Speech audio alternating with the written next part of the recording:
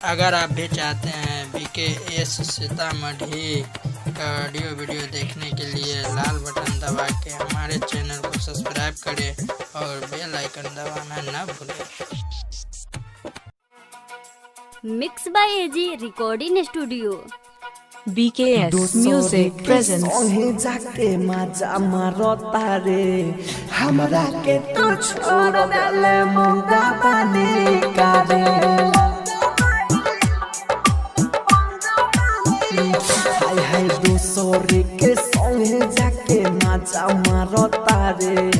हमरा के तू छोड़ देले मुंगा पानी का रे Kanchan Ibrahimpur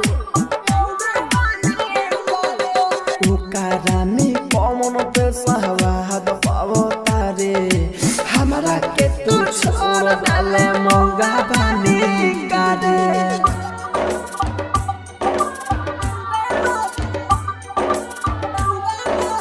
mix by AG recording studio. Bhushan Rikhauli Bhushan रिखौली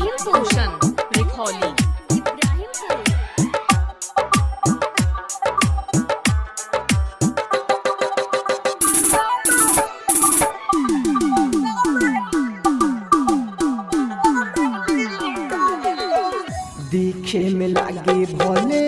ओ सुन जेन टोल ओकरा से बाधा काना बा कौन मेंटल देखे में लागे भोले सुन जेन टोल ओकरा से बाधा काना बा कौन मेंटल ना जुरी तोरायन लौके बोकानियन ना जुरी तोरायन लौके बोकानियन हमरा ओरी कहनते अब देखता रे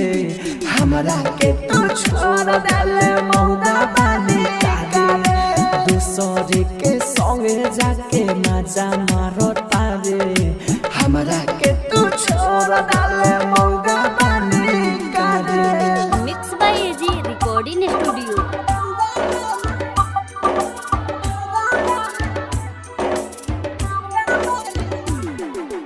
कंचन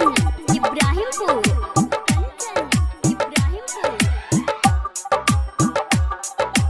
भूषण रिखौली